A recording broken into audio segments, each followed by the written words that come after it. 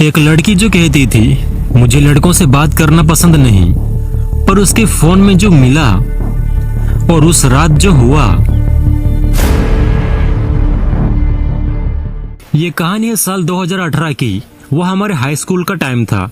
सच बताऊं तो क्लास में कम और स्कूल के बाहर ज्यादा घूमना होता था हमारा, और इस वजह से बहुत मार भी खाई है टीचर से। कभी मुर्गा बना देते थे टीचर, तो कभी क्लास के बाहर खड़ा कर देते थे। ये तो ऑलमोस्ट रोज का था हमारा, खास करके मेरा। दरअसल हम 3 दोस्त थे, मैं, विकी और कार्तिक।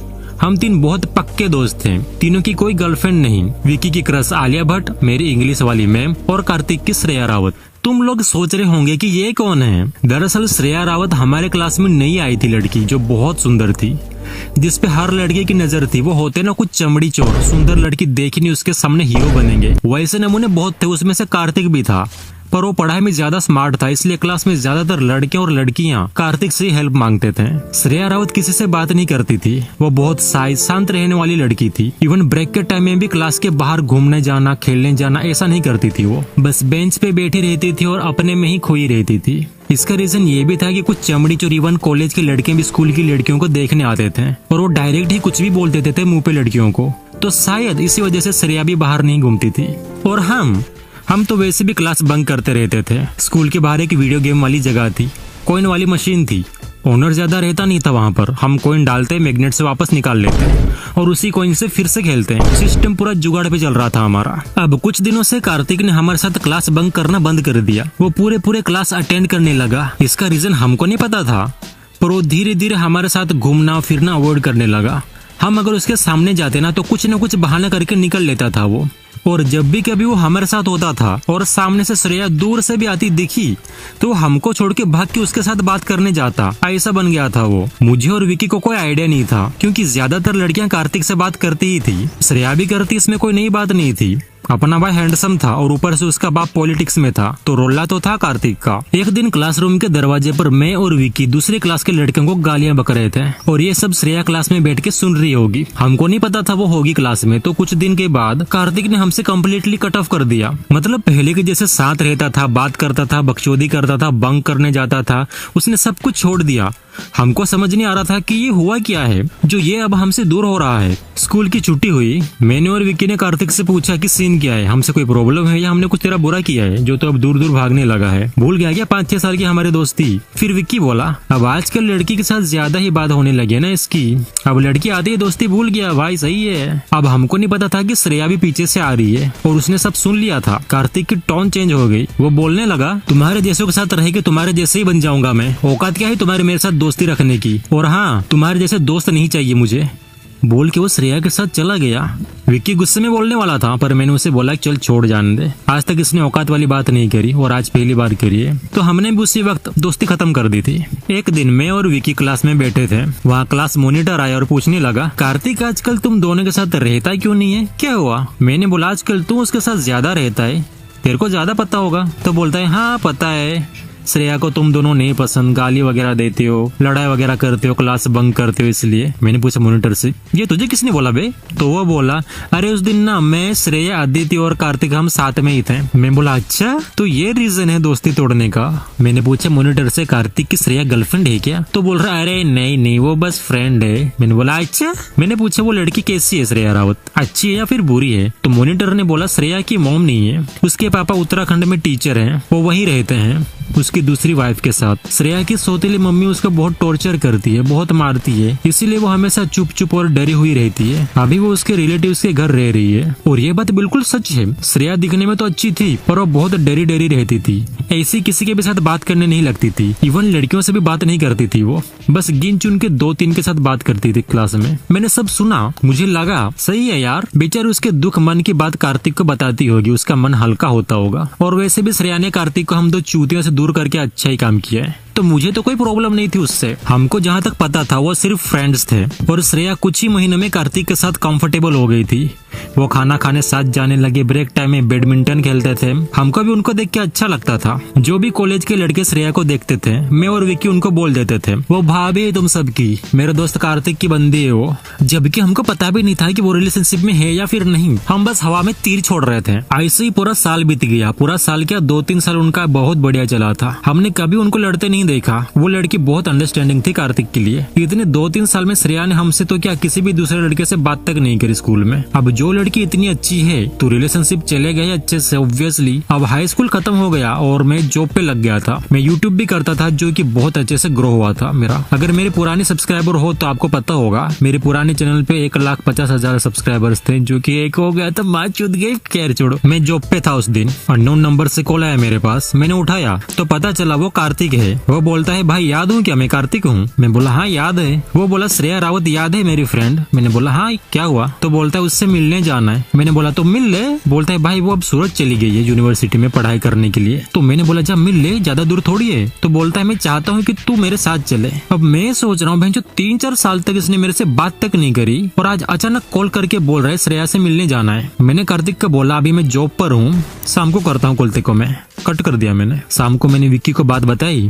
वो बोलता है नहीं जान दे, रहने दे, तू जाना मत। पर मेरे को लगा कि क्या मैटर है, थोड़ा जानना पड़ेगा। मैंने कार्तिक को कॉल किया, बोला कब जाना है। बोलता है कल चले क्या। मैंने बोला कल तो जॉब पे जाना है मेरे को भाई। इतना बोलते ही भाई वो बोल प्लीज भाई एक बार मिल के आते ना यार, इतना ही नहीं करेगा मेरे भाई दोस्त के लिए, भाई दोस्त हूं ना तेरा यार। मैंने बोला ठीक है भाई चलते हैं। दरअसल श्रेया रावत पढ़ाई के साथ साथ जॉब भी करती थी एक कैफे में। तो कार्तिक को पता था। वो मुझे उसी कैफे के सामने कार लाके उसने खड़ी कर दी। बोला उसकी 6 बजे छुट्टी होती है। मैं बोला तो वेट क्यों करना, अंदर जाते हैं ना, मिल लेते हैं, क्या दिक्कत है। तो बोलता है रुक रुक आधा घंटा बाकी है, थोड़ा वेट करते हैं हम। 6-10 बजे श्रेया रावत कैफे से बाहर निकली। पैदल चलते चलते वो उसकी रूम तक जा रही थी। वो रेंटेड रूम पे रह रही थी ना, वो वहाँ पे चली गई। कार्तिक ने कॉल किया उसको। ये सब क्या चल रहा था मैं बस देख रहा हूँ आप लोगों के जैसे। मुझे भी झाट समझ नहीं आ रहा था कि कार्तिक ही मिलने आया है तो पीछा क्यों कर रहा है। कार्तिक ने कॉल किया श्रेया को। श्रेया ने तुरंत उठा लिया। कार्तिक ने पूछा क्या कर रही हो। बोलती है अभी जॉब से रूम पे आई हूँ, थक गई हूँ। उनकी कुछ देर तक बात हुई। फिर कार्तिक बोलता है मुझे मिलने का मन हो रहा है। श्रेया बोलती है नेक्स्ट मंथ मिलते हैं ना, मैं वैसे भी रूम चेंज करने वाली हूँ, तब मिलेंगे। कार्तिक दुखी होके बोल रहा है यार अभी ऑलमोस्ट 8 मंथ होने आए हैं मिले बिना,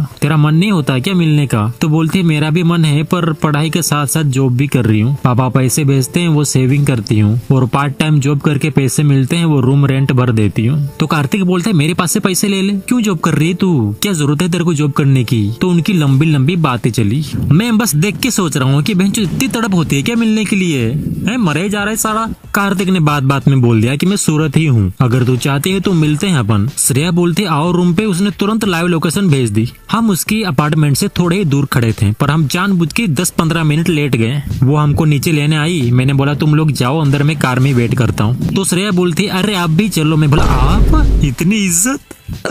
खुशी के मारे मैं भी चला गया भाई रूम में। चाय पिलाई उसने। वो दोनों बात कर रहे थे, बढ़िया था सब। तभी श्रेया को कॉल आया उसके मैनेजर का। श्रेया ने उठाया नहीं। कार्तिक ने बोला उठा लो बात कर लो। तो बोलती अरे नहीं यार वो मैनेजर है। बोलती आप बात कर लो, तब तक मैं कुछ खाना बना लेती हूँ आप लोगों के लिए। कार्तिक बोला मैं नहीं उठाऊंगा यार, मैं क्या बोलूंगा। तो बोलते अरे उठा लो बात कर लो। कार्तिक ने फोन उठाया। मैनेजर बोलता है श्रेया क्रिसमस से परसों तो डेकोरेशन करना है, सुबह 6 बजे कैफे आ जाना। कार्तिक बोलता है मैं श्रेया का हस्बैंड बोल रहा हूँ, मैं बता दूंगा श्रेया को। मैनेजर बोलता है ठीक है सर। मैं कार्तिक का मुंह देख रहा हूँ, भाई जब हस्बैंड ये कब हुआ। फोन कट किया। श्रेया के फोन में कोरियन लड़के का वॉलपेपर लगा हुआ था। कार्तिक ने पूछा ये वॉलपेपर में कौन है। तो बोलती है ये के ड्रामा के हीरो है। वो मैंने कार्तिक से पूछा के ड्रामा ये क्या चीज है तेरी बंदी क्या नाटक वाटक देखते है क्या, मूवीज नहीं देखते क्या। तो कार्तिक हल्के से बोलता है वो सीरीज जैसा होता है, कोरियन में ड्रामा बोलते हैं। मुझे कसम से पहली बार तब इस बकचोदी के बारे में पता चला था। श्रेया हमारे लिए राजमा चावल बनाने लगी थी, तब उसने उसके लैपटॉप में हमको ड्रामा चालू करके दिया था देखने के लिए। बोल रही थी जो वॉलपेपर में हीरो है ये इसका ही ड्रामा है, बहुत अच्छी स्टोरी है, एक बार देखो। तब तक मैं खाना बना लेती हूँ। हम बैठ के देख रहे हैं कार्तिक के साथ। हमको ऐसे देख के श्रेया को बड़ी खुशी हो रही थी। वो एपिसोड भी श्रेया ने उसकी पसंद का बेस्ट एपिसोड चालू करके दिया था। करीब 20 मिनट तक देखा और उसमें ये चल रहा था कि जुंग पुंग युंग कुछ तो नाम था उस लड़के का, मुझे नाम भी नहीं पता। वो बंदा अमीर होता है, उसकी खुद की कंपनी होती है और एक लड़की मिडिल क्लास फैमिली से होती है। वो बंदा उसका काम धंधा छोड़ के उसकी बंदी का चौथ भांगड़ा झेल रहा है। पीरियड्स आते ही ड्रामे शुरू हो जाते हैं। वो एक बच्ची के जैसे ट्रीट करता है। वो जितना अच्छे से ट्रीट करता है वो उतनी ही क्यूट बनती है। कभी चॉकलेट खिलाएगा, कभी कुछ और खिलाएगा, कभी कुछ कपड़े धोएगा, कभी घूमने फिरने लेके जाएगा। उसकी बंदी उसके हाथ पे काटे के गुस्से में आई वाज लाइक ये क्या चुतियापा है। इसीलिए मैंने श्रेया से बोला एनीमे नहीं है क्या लैपटॉप में? बोलती है चेंज मत करना, मेरा फेवरेट ड्रामा है वो। कार्तिक वो ड्रामा पसंद आ रहा था। मैं उसके मुंह को देख के बोल रहा हूँ ये तुझे पसंद आ रहा है क्या? बोलता है अरे कितना अच्छा है। मैं बोला है। फिर मैं भी चुपचाप देखने लग गया। 2-3 एपिसोड्स देखे हमने। 90% उसमें यही था, बंदी गुस्सा हो जाएगी, बंदा मनाएगा, बंदी को कुछ चाहिए होगा, ड्रामा करेगी, बंदा घर पे पिक करने आ रहा है, ड्रॉप करने आ रहा है, बंदी को घुमा इस तरह जैसे अपने बाप का माल हो। इंडियन मूवीज में कैसा होता है, अगर गलती से भी एक बाहर घूमते हुए दिखे मैया चोद देंगे, हीरो का भी हीरोइन का भी। खैर वो देखा हमने, खाना बन गया था तो खाना भी खा लिया। कार्तिक बोलता है यहीं पे रुक जाते हैं आज। श्रेया खुश हो गई। मैं बोला भाई तू रुक जा, मुझे जॉब पर जाना होगा तो मैं बस से निकल जाऊंगा। श्रेया बोलती है आप भी रुक जाओ ना। मैं बोला नहीं मुझे जाना पड़ेगा। मैं वहाँ रुक के क्या ही करता, उल्टा रात को उनकी आवाजें सुन के मेरा नीचे वाला दोस्त जाग जाता। मैं बस लेके घर आ गया। 100 किलोमीटर दूर पड़ता है सूरत और मेरा घर। 3 दिन के बाद कार्तिक का कॉल आया, बोलता है एक और बार मिलने जाना है। मैं बोला अभी तो मिल के आया भाई, कुछ दिन के बाद मिल लेना। तो बोलता है कुछ बात करनी मुझे। मैं बोला कॉल कर ले। तो बोलता है नहीं यार फेस टू फेस बात करनी उससे मुझे। अब इस चौधू को कैसे बताऊं कि इन सब चूतियापों के अलावा भी बहुत सारे काम है मेरी जिंदगी में। मैंने बोला मुझे बता क्या हुआ है। पहले तो बता नहीं रहा था। मैंने बोला अगर नहीं बताने का रहेगा ना तो किसी और को ढूंढ ले, मुझे और भी काम है। तो बोलने लगा। बोलता है उस रात में रुका था ना तब मैंने श्रेया का इंस्टाग्राम देखा था और उसमें उसने कोरियन लड़कों को फॉलो करके मैसेज किया हुआ था। मैंने बोला फैन होगी उन एक्टर्स की। बोलता है नहीं भाई, 1000-2000 फॉलोअर्स वाले कोरियन लड़कों को भी उसने मैसेज करके रखा है और वो भी कोरियन लैंग्वेज में ट्रांसलेट करके। मैंने बोला उसको पसंद होंगे कोरियन लड़के, क्या बड़ी बात है। तो बोलता है उसने मुझे कभी बताया नहीं यार इंस्टा के बारे में। और कल देखा तो उसके 2-3 फ्रेंड्स को छोड़ के सब कोरियन लड़कों को मैसेज किया हुआ है। कमेंट भी ऐसे ऐसे किए जैसे कि मैं आपसे बात करना चाहती हूँ, बहुत अच्छे लगते हो, बहुत लंबे लंबे मैसेज करके रखे हैं उसने। उस रात हमारी बात हुई थी इस बारे में, मैंने उसको समझाया भी था। तो बोलती है डिलीट कर दूंगी इंस्टाग्राम अकाउंट, टेंशन मत लो। पर अभी भी वो अकाउंट है, बस फर्क ये है कि उसने मेरे अकाउंट को ब्लॉक कर दिया है। जब मैं दूसरे दोस्त के अकाउंट से उसकी आईडी सर्च करता हूँ तो शो करती है। तो मिलने गए हम, फिर से उनकी बात हुई। कार्तिक ने इस बार बहुत अच्छे से समझाया था कि कोरियन ड्रामा मत देखो और ये सब मैसेज वैसेज करना बंद कर देना। दोनों ने अच्छे से बात करी। श्रेया ने समझ के अकाउंट को डिलीट कर दिया। पर उसका कोरियन ड्रामा देखना कम नहीं हुआ। शुरू में कार्तिक को भी के ड्रामा पसंद आया था, पर धीरे धीरे श्रेया की हरकतें देख के कार्तिक के लिए वो सबसे बड़ा सरदर्द बन गया। उनका ये सब 1 साल से ज्यादा चला। कार्तिक समझाता था कि ड्रामा से दूर रहे, पर वो प्रॉमिस करती थी, पर फिर भी देखती थी। तो कहीं ना कहीं इतने सालों का जो ट्रस्ट, उनका प्यार,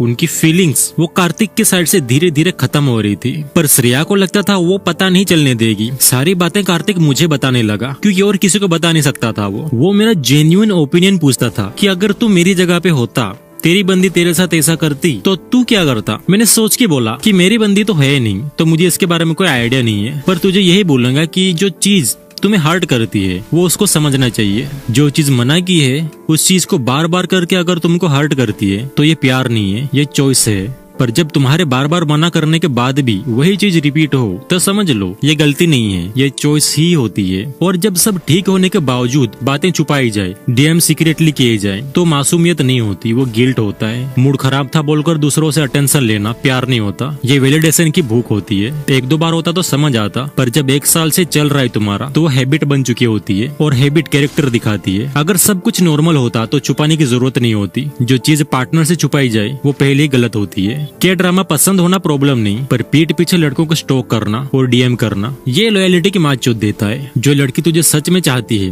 वो तुझे डाउट में नहीं रखेगी। जो इंसान बाउंड्रीज तोड़ता रहता है वो कभी लॉयल नहीं होता। वो मुझे बोल रहा है भाई तेरी एक एक बात में दम है, क्या करूं बता। मैंने बोला तेरी लाइफ है भाई, मुझे रिलेशनशिप का कोई एक्सपीरियंस नहीं है। तुम दोनों के बीच कैसा रिश्ता है, कैसा क्या है, तुम दोनों से बेहतर तुम्हारे रिश्ते के बारे में कोई नहीं जान सकता। चीजें ठीक करनी है तो खुद दोनों डिस्कस करके ठीक करो। ऐसे मेरे जैसे तीसरे बंदे से ओपिनियन मत ले। तेरा खुद का रिश्ता है, खुद डिसीजन ले। बोल रहा भाई बात तो सही है तेरी। अब कार्तिक अकेले भी श्रेया से मिलने जाने लगा, पर कहीं ना कहीं श्रेया इतनी डम थी कि कार्तिक की फीलिंग को समझ ही नहीं पा रही थी। वो अपनी तरफ से फुल ट्राई कर रहा था।